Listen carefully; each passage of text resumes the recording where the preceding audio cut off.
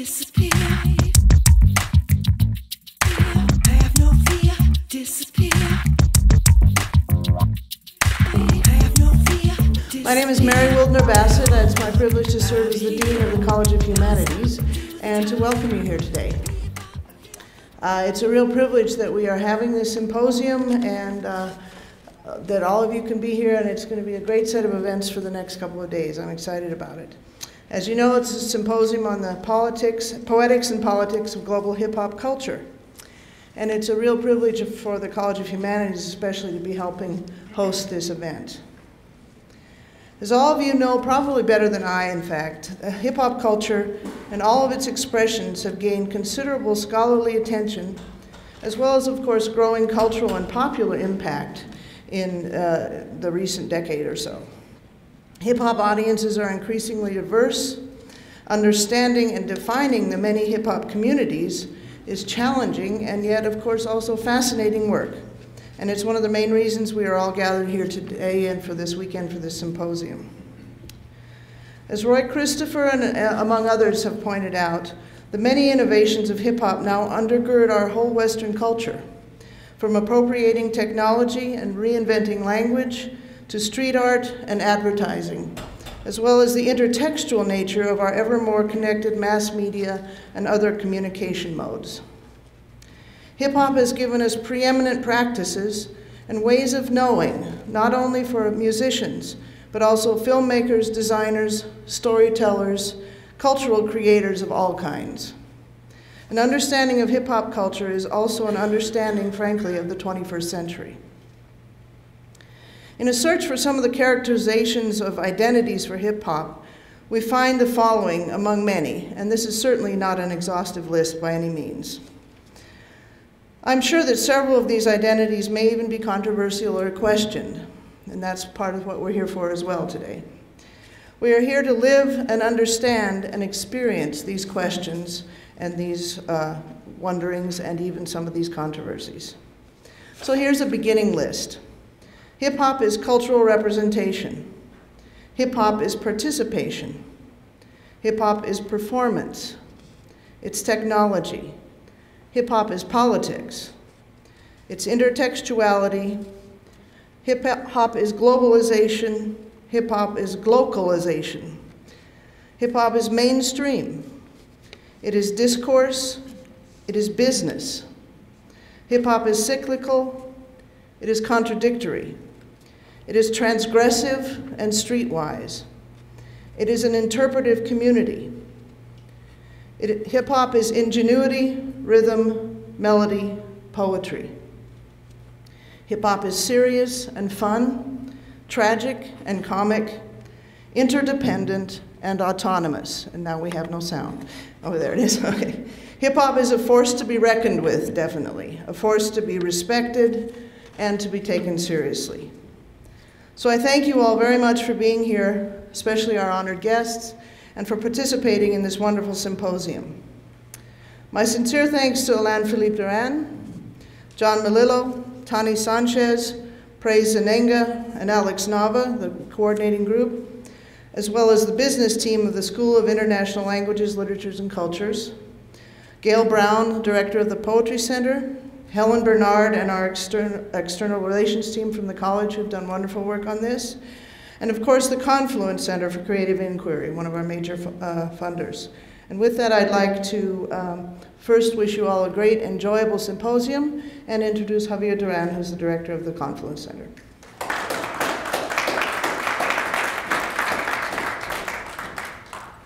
Thank you, Dean Wildner Bassett. Welcome. I don't have prepared remarks. The Dean has already put in perspective what hip-hop culture means and what the symposium attempts to do these days. But two observations. We're really proud of the Confluence Center to be able to have funded this project, which was really a grant proposal that came to us. And the salient aspects of the proposal were its innovation, its collaborative nature, and its attempt to ask emerging questions. Oops.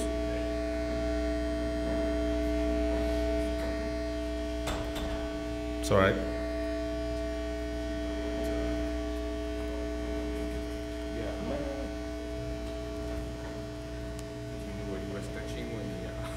No, I don't. Yeah. Oh, well. As we were saying. And so the project was really cool in terms of trying to address emerging questions, not only related to hip-hop culture in itself, but issues of change, demographic change, political change, representational change. What is happening in this 21st century that is creating bodies, minds, voices to come together in different expressions. And that's one of the main questions that the proposal was addressing, and that the Confluence Center committee decided that they found really interesting and foundable. The other aspect has to do with the status of hip-hop and also the so-called controversy that we had here on campus in our community recently, and to which I think people forget. It's an issue of amnesia. We forget. Blues, jazz, anyone? Rock and roll? Controversial, yes, here we are, right? And again, at the time in which the global north is experiencing changes, demographic changes, political changes, and globalization is being challenged, we're facing this situation, and our bodies and our voices are speaking, and especially those of young people in our society, and that's what hip-hop is all about. It's about challenging and also trying to find a place in society, in community, and also in the world of art. And that's what I had to say in terms of remarks, but I'm really happy to see this event come to campus. Welcome to our speakers and participants, and also congratulations to Alain Philippe and his team for putting together this effort, and also to the Africana Studies Department, who has worked really hard to make this possible. And I hope you enjoy Tucson, our students, our community. Welcome, and without further ado, Alain Philippe. Thanks.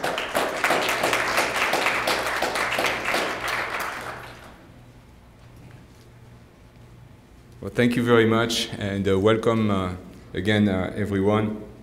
On behalf of all my colleagues in the School of International Languages, Literatures and Cultures, known as SILC, we are very happy to welcome you to this international symposiums on the poetics and politics of hip-hop culture at the University of Arizona. The SILC is a federation of 8 world-class independent departments and programs at the U of A: Africana Studies, Classics, Critical Languages, East Asian Studies, French and Italian, German Studies, Religious Studies, and Russian and Slavic Studies. If there are students in the audience who are not yet majoring in one of our programs, what are you waiting for? Prior to my coming to America, the only time I was part of an academic talk about hip-hop was when I attended high school in Aubagne, France. It was not pretty. It was in 1985, and the principal is the one who gave me that talk in his office. It went something like this: "It is really a shame to see a young man wasting his academic potential. Radio DJing and rap music will not take you anywhere in life." End of quote. 28 years later, that is a few days ago, that same principal, who is still running my high school in France, posted the following message on my Facebook wall in response to the Hip Hop Symposium flyer and invitation. "I would like to come indeed, but it will be a little bit too difficult because I live so far." To quote French rapper MC Solar, "Le passé me revient comme un bilboquet. The past comes back to me like a cup and ball." This symposium would not have been possible without the support, both financial and in spirit, and enthusiasm of many organizations and colleagues at the University of Arizona. So I really want to take a moment to mention and thank all of them. It's very important. Most importantly, I'm very grateful to the Confluence Center for Creative Inquiry and its director, Javier Duran, for the major collaboration and innovation grant they awarded my colleagues and I in support of the symposium. Without Confluence, there will be no symposium, period. The College of Humanities and Dean Marie Wilner-Bassett is another important sponsor of this event.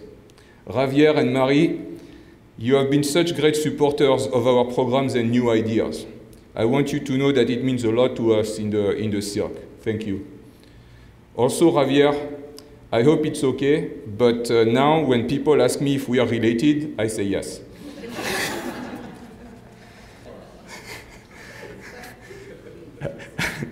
I want to express my gratitude to several programs, departments, and colleagues who are co-sponsoring the symposium along with Silk. The Africana Studies program, Larry Evers and the Department of English, Fabian Alfi and the Department of French and Italian, Monica Kasper and the Department of Gender and Women's Studies, Susan Stryker and the Institute for Lesbian, Gay, Bisexual and Transgender Studies, Gail Brown at the Poetry Center, and Laura Berry at the Honors College.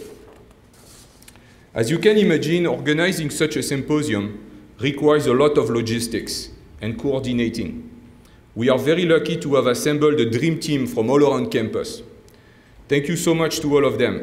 My own Silk Dream Team, Kelly Moyes, Ruby Shelton, and Kim Largy, the College of Humanities, External Affairs and IT, Hélène Bernard, Jenna Finfrock, Bart Rossman, Ben Bessick, and Nathan Mayer, our graduate and undergraduate students, coordinators and volunteers, Laura Miller, Charles Norton, Michael Gibson, Lauren Jackson, Cameron Louis, Kyle Hendry, Laura Perry, and Gabriela Ann Torre. The Confluence External Affairs team, Yvonne Ervin, Willie Cosley, and Rob Wilson. The Poetry Center team, Sybil Knowles and Ali Leash. I also want to thank the University of Arizona's News and Marketing departments for having created such a buzz around hip-hop studies at the U of A, the whole way to Paris, London, and even Colbert and Conan O'Brien. La Monica Everett Haynes, Kate Jensen, Paul Tumarkin, Eric Van Meter, and Heather Woodrich. Thanks to them, we have been doing many interviews within the last few weeks. One question that reporters from around the world always ask me is how would a Frenchman become interested in hip-hop? And most of all, how would he end up being part of the first ever hip-hop minor? I always have the same answer: community. Here at the University of Arizona, I have found an academic community of scholars from around the world and from all disciplines who have one common objective: breaking boundaries through innovation and interdisciplinary studies and partnerships. I feel privileged to work with such an accomplished group of scholars in our school, in our college, and beyond. In regards to hip-hop studies, I quickly connected with my partners in crime: John Melillo, Alex Nava, the pioneer of hip-hop studies at the U of A, Tani Sanchez, and Praise Zininga. I want to publicly thank them for being a part of this, the minor, but also for applying with me for the Confluence grant and for co-organizing the symposium. Last, but certainly not least, on behalf of all of us at the University of Arizona, I want to thank and welcome the speakers and performers who have come from all over the country and Europe to participate in this program. They are part of this constantly growing global hip-hop community. Their works and the lead that they have taken in hip-hop studies are a constant inspiration to us.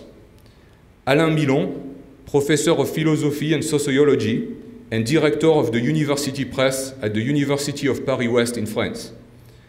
Marceliana Morgan, professor of African and African American Studies and executive director of the Hip Hop Archive at Harvard University. Alifu Osumare, associate professor and director of African and African American Studies at the University of California, Davis. Seth Whedon, associate professor and director of French Studies at Villanova University. And Susan Somers-Willett, assistant professor of English and creative writing at Montclair State University and member of the advisory board of Yale University Press Anthology of Rap. In addition to these eminent scholars, we are delighted to host several outstanding performers. Believe me, tonight at 7 p.m. at the Poetry Center, you do not want to miss our Hip Hop Unplugged event coordinated by John Melillo and featuring local and Los Angeles-based poetry slammers: Tucker Booth, Matthew Conley, Terry Fowler Chapman, Darian Gorman, Mosferatu, and the original Saku. And tomorrow at 7 p.m. in the Student Union Ballroom, you want to be there for 3 unique presentations and performances. We have the Tucson-based Human Project Dance Company featuring Anton Smith, founder and artistic director, and dancers Darrell Wilmore, Nicolette Smith, Austin Thwaites, Vicky Yu, and Nicolas Cota-Robles. They will be followed by French music producer, sound engineer, and beatmaker Cochise Genet, and the 2010 International DJ Association World Champion of Scratching, DJ Odilon from Brussels, Belgium. As we begin this symposium, it is necessary to offer a few explanations. We understand hip-hop as a culture that includes several forms of expression: rap music, MCing and DJing, hip-hop dance, and graffiti art are among the most visible. There are several themes that are central to hip-hop culture to this day: identity, art, compositions and narratives, law and freedom of speech, masculinity and feminism, consumerism, appropriation and defenses of spaces, migrations, multilingualism, race, social classes, religions, sexuality, and politics, among others. There are a few other important words that one must comprehend when discussing hip-hop culture, words that the scholars or neophytes of hip-hop studies cannot go without. And who better than Henry Louis Gates Jr., the Alphonse Fletcher University professor at Harvard, to tell us the story of these words, as he so eloquently does in his foreword to the Anthology of Rap. Quote, "The first person I ever heard rap was a man born in 1913, my father, Henry Louis Gates Sr. Daddy's generation didn't call the rhetorical games they played rapping. They signified. They played the dozens. But this was rapping just the same, rapping by another name. The narratives that my father recited in rhyme told the tale of defiant heroes. They were linguistically intricate. They were funny and spirited, and they were astonishingly profane. My father and his friends called their raps signifying or playing the dozen. A younger generation named them toasts. Toasts are long poems that had emerged by World War I. Signifying is the defining rhetorical principle of all African American discourse, the language game of black language games, both sacred and secular, from the preacher's color and response to the irony and indirection of playing the dozens. The dozens and the toast were first and foremost form of art, and everyone on the street or sitting around the barbershop knew this. Rapping was a performance. Rappers were to be judged, and the judges were the people on the corner or in the shop." End of quote. The title of this symposium was inspired by Prophets of the Hood, Politics and Poetics in Hip-Hop, the book written by Imani Perry, a professor of African American Studies at Princeton University. According to Perry, to deal with hip-hop culture is to enter a world of complexity and contradiction. The signature element of the reunion in hip-hop is the discursive space provided within the artistic and cultural community. Ideologically, hip-hop allows for open discourse. Anything might be said, or for that matter, contradicted. In the world of hip-hop, holy and well-behaved gestures sit next to the rough, the violent, the sexist, and the funky.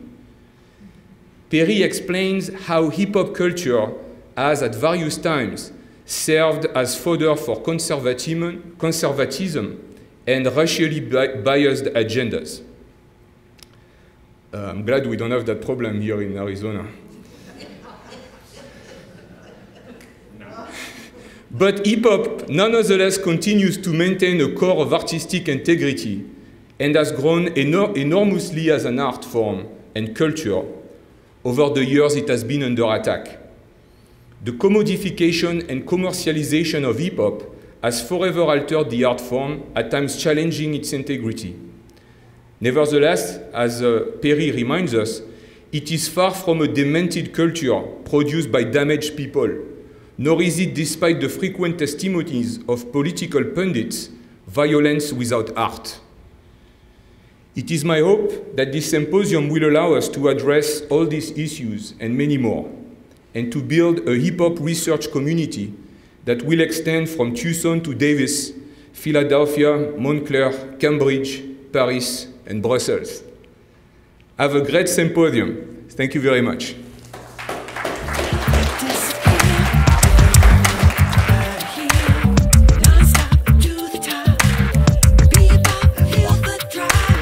Telling lies to an empty room, too much too late to undo.